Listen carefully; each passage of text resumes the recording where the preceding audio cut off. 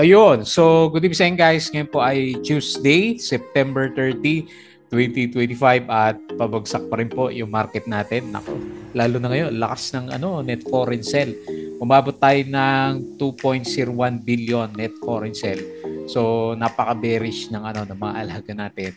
Of course, maliban pa rin sa mga mining stocks na mangilan-ngilan. Yung ilang mining stocks natin, medyo nagkaroon na siya ng pullback pero meron pa rin yung mga malalakas po talaga yung kanilang galawan kagaya ni OGP. So diretso na umakyat yung kanyang price action. So OGP, LC, FNI, di ba? Puro mining pa rin.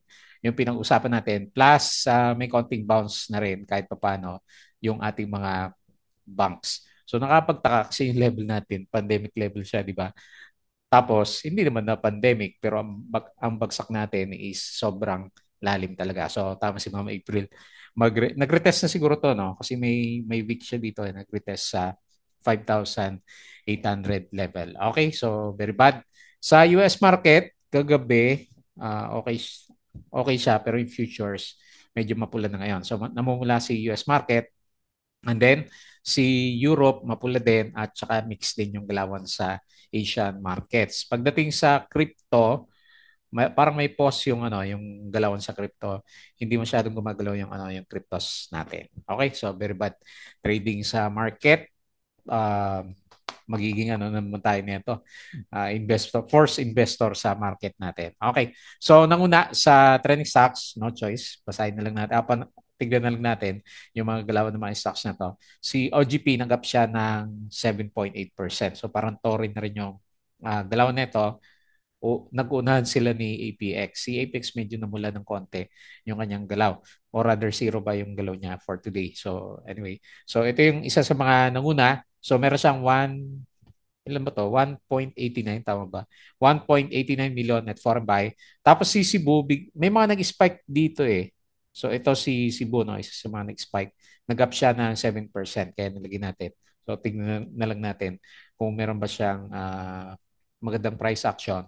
So 7% up at meron siyang 3.09 million net foreign buy.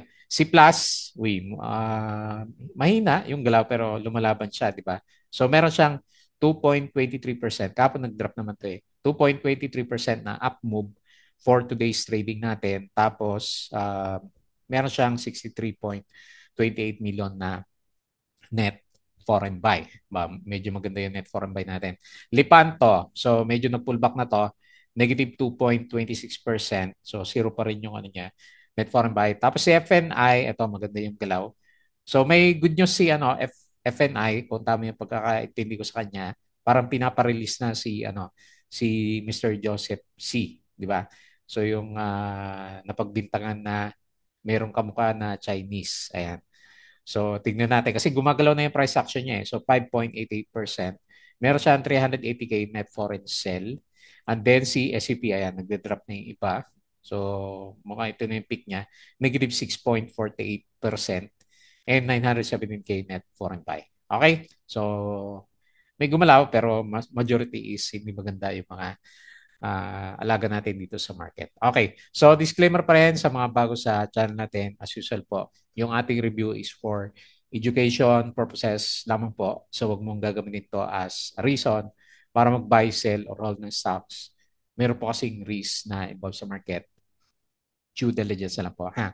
Kung ano stocks yung gusto mong bilhin. Kasi lalo na ngayon, di natin alam kung saan patungo yung direction ng market.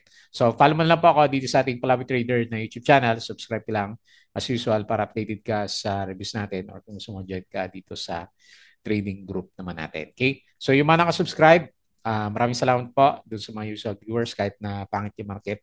Nandiyan pa rin po kayo. Company reviews, mga sample trades sa market. So, kahit anong galing natin siguro mag-trade. Ngayon, medyo kulelat yung mga alaga natin. Basic indicators, technical analysis, fundamentals, yung mga risk management natin, and PSE stock market studies naman. Okay? And then follow po ako dito sa ating Palabi Trader. Crypto ko to para sa mga cryptos naman. Kung meron tayong update, subscribe ka lang and post tayo dito. So, nawibili tayo dito kay probit.com, yung pinaka-website niya. So, ang kakaiba lang sa kanya, wala siyang Wala siya leverage. Hindi ka pwedeng mag times 5 pa yan. Kung ano yung meron lang sa buying power mo, yun lang talaga yung pwede mo i-trade naman sa kanya. Okay? So dito nagre-review tayo ng mga, ano, yung mga launching na tokens niya. Okay? So sa social media, Facebook account na Palabi Trader. So follow mo na lang po yan. Ayan. Or dito sa Facebook page para updated ka sa mga posts. Bodega Peak, yung mga articles natin sa local market and Twitter. Konti lang naman din yung na-post ko kanina. So, dito yung pinaka-summary ng market. Ayan. Panalo pa rin overall si mining stocks kasi gawa ni FNI at saka ni OGP. So, nag-up siya ng 1.45%. Ang tinamaan ngayon, yung mga alaga natin sa pinakamahina talaga ang properties, no? Negative 2.03%. Nagberde na isa si financials, nag-up siya ng 0.31%. So, ito yung pinaka-bad. Net foreign sale na 2 billion. So, expect may mga stocks na, nandito na siguro, no? Yung mga lumabas. Hopefully, yan na sila lumabas. And then, tignan na lang natin kung babalik sa siya for the coming few days. Kasi hindi pa, ano eh, yung candle natin, medyo hindi pa tayo kampante. Palabas pa lang sila, di ba? Nagbubuhos pa lang. So, most likely, baka mag-oversold si PSE market natin. Okay. Winners and losers, meron ba? San Miguel, si Ramon Ang, DMC, si Konsuji, Brothers, yung bumagsak, T-Blinks, si Blinks, at saka si Rason. Okay, majority is bumagsak. Okay. So, foreign funds bought, AUB, BPI, PBB, PNB, PSC, ACR, Alper, FGen, CNPF, Del Monte, DNL, Aboites, AGI Costco, Robinson, dami, no? Tel, dito, Cebu, Bloom Plus, ewan ko si Bloom, umakyat. Pure Gold, APX, AT, LCB, OGP, at saka si PX. Ayan, ingat na lang dun sa mga matataas na talaga. Tapos, ito yung galawan natin. So, tinamaan si Ali. Ilang araw na rin pabagsak si Ali, no? So, negative 3.56 Ace and nako, trap. Negative 3.69%. JT Cap minus 3.2. GGS minus 2.54. So, talagang sale na naman yung mga alaga natin. Tapos sa winners, BPI 3.6 plus 2.23%, LTG 1.87, CNPF 1.21%. So, mas marami yung lumagapak dito sa mga blue chips natin. Okay? Foreign funds sold, BDO, China Bank, ASEAN, Meralco, FB, Monde, URC, ACJT Cap, Ali, Arid, CPG, Globe Converge, ATI, ICT, Robinsons, 7-Eleven, Wilcon, at saka si FNI. Okay, so may balita dito si Pagcor, pero parang tulong kay ano to kay Plus. Kasi ang ano naman niya, nagbigay siya ng 50 million peso to NBI to step up crackdown on illegal gambling. Okay? So alas 11 ng umaga, wala akong masyadong na po siya ngayon na mga stocks natin. So Globe, ang daming halos lahat laglag eh. Buti bumawi pala ng ano, pre-close yung market. Si GGS, grabe. Negative 7%. Si Plus, nagsiso pala to. Negative 6.07%. Tanggal yung mga ano, weak hands. JT Cap minus 4%. Grabe pala kanina si GGS pero nakabawi siya no. Okay, share buyback, Ali Costco, SM Fruit, FPH, SMPH, MEG at saka si OPM. Share buyback pa rin ongoing kay Ali, SMPH 0.683 per share dividends. Meron siyang dividends. And then, kailan sobrang late naman? Dividend forecast raise plus 15%. Antong ano? 34%. Yield. Sa yield yon 2.9 at saka 1.7. Okay? Last 12, wala. Si Prador at saka si Globe lang. Naglagan yung mga majority ng mga stocks natin. So, sa pre-close lang pala siya. So, PSE falls 1.43%. Sakit sa ulo niya kapag nakatutok ka. So, 5.9 kanina. Malapit na sa 5.8. Hidden truths has surfaced. Corruption has been exposed. And the mass of false leaders will fall away. Ayan. So, okay lang yan para matanggal yung mga weak hands sa market natin. Meralco, unit prepares Nueva Ecija lot for Chase. Jollibee, the fast food icon known for its crispy chicken joy, is setting his size on much bigger slice of the US market. Okay, doon siya nag-expand. Robinson Land has opened GBF Center to Bridgetown. CF Gen negotiating further expansion of the power purchase agreement. Santa Rita Gas-Fired Power Plant in Batangas. Tapos, yung closing sa US market kagabi, okay na naman sila. So, napag-iiwanan si Philippine market. MREITs, may news. SEC, dividends run on cash, not earnings. Cash from operations, measuring dividend safety, risk-facing SEC's October declaration. Ayan, malapit na yan ha, DMC at saka si SEC natin para sa dividendo. Okay? And then galawang tapon ng mga individual na stocks natin. Okay, nako, mainit. Red hot chili sa sa Philippine markets natin. Okay po, so patalastas ulit yung mga gusto ng guide sa trading sa Philippine markets, lalo na ngayon. Sobrang hirap. Ayan, so tama-tama, start ulit ng October na cycle po natin dito sa Patreon channel naman. Okay? So double check na lang po yan, yung ating Patreon channel. And then, punta tayo dito sa PSE market. So, yun na ba yun? Kasi parang Dow G, kahit pa paano, kahit parang Dow G yung, yung galawan nito kasi PSE natin. Pero dapat yung Dow G may isabay na net foreign buy, wala pa. Negative 2.01 billion. So, laglag pa rin yung ating pinaka-market. Okay? So, RCR yung pinakamalakas yung trading. Ano ba yung tsura na ito? Ayan, nag-breakdown pala si RCR natin. Okay? So, 5,953, negative 0.74%, 2 billion net foreign sell. So, hindi pa rin tayo kampati dyan. And ang usapan natin is, alam ni Ma'am, April tan, no? 5.8 daw. Ayan. So, sinusundan ko na rin siya kasi mukhang yun nga yung pupunta na market at kailangan yata mag-oversold si PSE bago siya makapag recover ulit o magkaroon ulit ng rally. So, sinakyan na nila yung mga foreigners umalis dahil doon sa mga anomaly sa government natin kasi halos lahat ng government officials involved.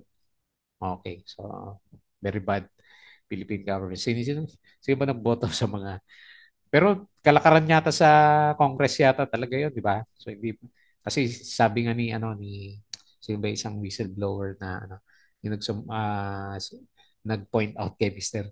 Saldico. Medyo mainit si Mr. Saldico. Ayan. So anyway, panoorin na lang ulit natin yung balita doon at maraming lumalabas sa YouTube. Ayan, dami. Pinapanood ko yung mga kaya nakakaawa sa Pilipinas. Okay, so mukhang mag-oversold na tayo pag aabot tayo sa 5.8. Ayan, so brace yourselves na lang sa pagbagsak po kasi downtrend talaga and then so hindi pa nga natin makita yung pinaka-support ng market. Okay po. So bad Philippine market. So winner for today. So maraming gumalaw sa mga penny stocks pero doon tayo sa may volume. So si Jerry nag-breakout. May bounty pitikin. 7.94% OGP. So ito mataas. Uy, nag-breakout na siya. So mukhang sinundan yata yung parabolic na usapan natin na okay. So very good. Congrats. Si Cebu, biglang pumitik. 7% nga natin kung sa closing lang yan. FNI, 5.88%. So, pabalik na daw si chairman eh.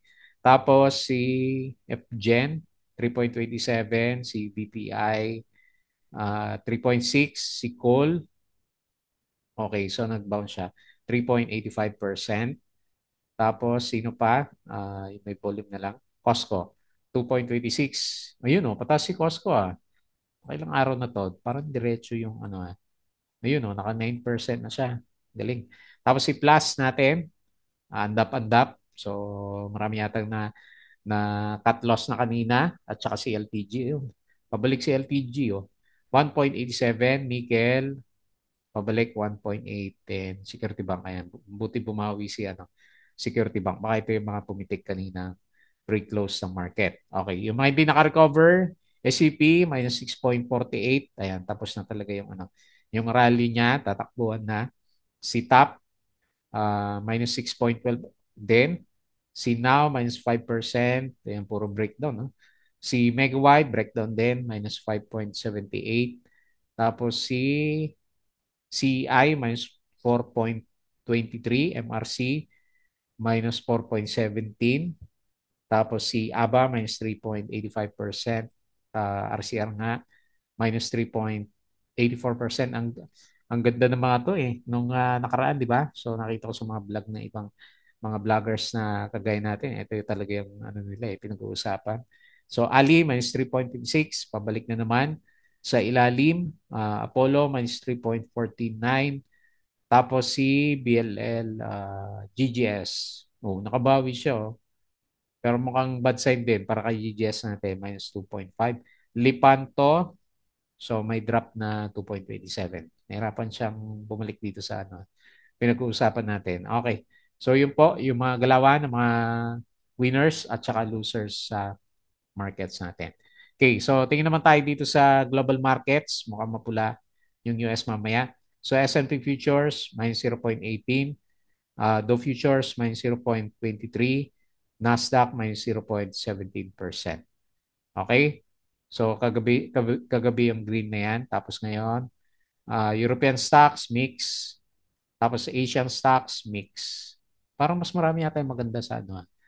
Okay. Mas marami maganda ngayon sa ano, galawan ng Asian markets. So dito naman sa crypto natin, ayan, pabagsak. May mga green pa, pero may mga bumagsak na. Okay, mapula din ito mamaya. Bitcoin, 112K. Ethereum, 4.14K. XRP, 2.8. BNB, 1,009. Sol, 205. Si Dodge, 0.22. Hindi gumalaw. Okay? So, yan yung mga galawan. So, balik tayo dito sa market. Pag-usapan natin na mabilisan ulit. Kasi pahit yung market, yung ating mga trending stocks. Okay, so unahin nga po natin si OGP. Mukhang ito yung dire-diretso ah. So, one of the best stocks niya to. Para sa mga IPO stocks natin, parang si top na yung galawan na. So, sukatin natin. Mula sa IPO is umakyat na siya ng, panalo, 109%. Okay? So, tapos parabolic pa yung galaw. So, hindi na kaya to ng normal na trading chart. Wala resistance. Diretso pataas. So, sukat-sukatin natin. Ayun, sakto. Sakto ulit, oh. Hindi na kaya ng Fibonacci, oh. So, hanggang dito lang yung Fibonacci natin. Okay, so dyan ko na lang ilalagay. Pero wala pa rin yung resistance talaga yan kasi nga malakas yung galaw ni OGP natin. So, watch out na lang sa levels na 25.16 at saka 27.15. O, tanggalin natin to kasi wala naman talaga resistance sa bandang taas si OGP natin. Okay? So, overbought and walang kalaban sa bandang taas si OGP. Kaya diretso na umakyat yung price action. Ayan. Congrats po kung na-hold mo siya. May ano to may future si ano eh. Oceana Gold Philippines natin. Ayan. So hindi naman lahat ng mining stocks is nagdiretso pa rin na umakyat. So may mga ilan-ilan sa kanila na dumiretso ng breakout. So ito nga, si OGP nag-close ng 26.95, 7.8% and meron siyang 1.89 million net foreign buy. Okay? Panalo. Yung mga holders natin, so ano ba to? Dire-diretso. Okay, so normal yung pag-akyat ng price action niya. Okay, next, Cebu Pacific. May good news pa to. Tingnan natin sa 5-minute din. Pinitik lang pala. Okay, so ayan, yung mga nagtatanong sa atin kanina. Anong meron kay Cebu Pacific? Pinitik lang pala siya. Ayan. So anyway, uh, siya yung nilagay natin. Pero tingnan natin bukas, baka may correction dito. So ang pinaka-support niya is 33.86 pero doubtful kung mag-breakout siya dito sa MA 100. So dito na lang muna ako sa 36.26 pero most likely baka pullback din tong galawan niyo bukas kasi 5-minute chart tinitik lang pala siya sa closing eh. Unless may good news tayo bukas na paparating. Pero pag wala, magko-correct din si Cebu Pacific. Ayan. So akala ko may good news tong si Cebu natin. Okay. So pumitik yung RSI and then yung MACD is nagtatry na mag-recover pero kung wala yung pitik na yun, overall picture niya is downtrend pa rin naman siya. May napabili yata sa kanya. Meron siya net foreign buy na 3.09 million and 7% up. So 35.15 yung closing po ni Cebu Pacific natin. Okay? So next, plus yung alaga natin. So lumaban lang siya. Parang binalik niya lang yung galaw natin kapon. So hopefully, good sign. Hindi siya hanging man. Kasi lumaban siya eh. Tignan din natin sa 5-minute chart kung lumaban siya. Mga 5 minutes din yung pitik niya. Hindi naman, nag-recover siya. So mga hanggang 10, laki din ang laglag niya kanina, no? O more than 6% yung drop nga niya kanina. And then nag-recover siya and then nag-gain pa ng 2.23%. Kasi yung gambling news na yon, good vibes yon para dito kay Plus natin kasi ang i-hunt lang naman ng NBI is yung mga illegal online gambling natin. Okay? So, tignan na lang natin.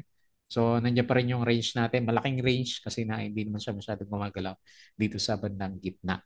So, nag-up siya ng 2.23%, nag-close 25.25 and ito yung good sign. Meron siyang 63.28 million na net foreign buy. So, nagbabounce yung RSI level natin, konting pitik pa, and bullish din yung itsura na MACD formation naman. Okay? So makakabalik pa kaya ng 40 si plus natin. Okay, so yun lang muna, yung nakita natin. Next, Lipanto. Nangyari dito kay Lipanto, nag-pullback na. Pero okay pa naman kahit pa paano kasi nandiyan lang naman sa support. So hindi natin babaguhin yung analysis natin sa kanya kahapon. So ascending triangle formation pa rin naman kasi nasa support level yung current price action. So watch out na lang kung merong pag-dip yung RSI natin below 50 kasi medyo mabilis yan kapag nagtakbuhan na yung mga holders na mining stocks and then medyo sideways lang na itsura na MACD formation. So nag-close 0.1730 drop maliit 2.26% and ilan ba to? Akala ko billion yung yung PA ratio niya. Okay, zero net foreign buy. Mga locals lang yung traders natin. Next, Ferronickel, FNI. So mukhang babalik na daw si chairman. So good luck. Hopefully Pero kung ma-reinstate si chairman dito sa FNI, so malaki yung chance mag-break tayo dito sa 1.7. Technicals, nasa 1.5 yung current resistance level niya. Baka antayin nila na ma-reinstate si chairman. Hindi kung wala naman talagang kaso sa kanya, then mabalik yung bullishness kay FNI natin na yan. So okay, good sign, di ba? Good sign yung news na yun. So mag-aantay na lang tayo ng breakout dito sa level na to. So nag-close si FNI 1.44, 5.88% and 380K net foreign sell. Next, SUP. Okay. So based dito sa galaw niya, mukhang nag-tick na nga siya. So ibababa na natin yung resistance niya and although madali naman makita, pwede tayong gumamit ng Fibonacci kasi pababa. Yung support level natin sa kanya is, tama ba? Hindi sumasakto yung yung Fibonacci level natin. Anyway, ang sabi niya, ang resistance is 16.59 and support na next is 14.58. Medyo malakas yung buhos niya. So nakailang percent na to? So dito sa body to body, 16%. O malaki na rin yung pullback ni SCP. Yan yung medyo mahirap kapag hindi ka napag-profits ka agad, no? Ayan. So anyway, tignan natin. Malay mo, buhay pa to pag bumalik yung galawan ng market natin. Kasi pangit talaga yung kita mo naman daming mapula na yung mga highly tradable stocks, medyo malalakas talaga yung pullback. So 15.3 yung closing. Wala tayong news na nakita. Ano lang to, profit taking. Negative 6.48% drop and 917K net foreign buy. Okay, so hirap mag-review pag laglag yung mga alaga natin. So medyo masakit tumingin sa portfolio lalo na kanina negative 1.4 pala si index natin kasi may lumabas na 2 billion. So tinamaan yung mga properties. Okay, sina SMPH, Ali, kaya yung iba na wala dito, sina Robinson, nag-drop ng malalakas. Okay, so wala pa rin tayong kasi ongoing pa rin naman yung mga hearings. Pero kung may makakasuhan na siguro sa kanila na mababalita din, at least babalik yung confidence ng investor dito sa market. So yun na lang yung abangan natin. Plus, kung meron mga good news na lalabas, kailan mabilis kasi yung yung galawan talaga. Okay po, so bearish pa rin yung buong market. As usual, bago tayo mag-close, please don't forget to subscribe dito sa Palami Trader na YouTube channel. October 1st, yung cycle natin, join ka lang sa group. Crypto ko to, Facebook account, Facebook group, Bodega Peak, Twitter, and Patreon sa mga gusto ng guide. Sali lang po kayo dito. Okay po, so yun lang. Maraming salamat. Kita ulit tayo bukas.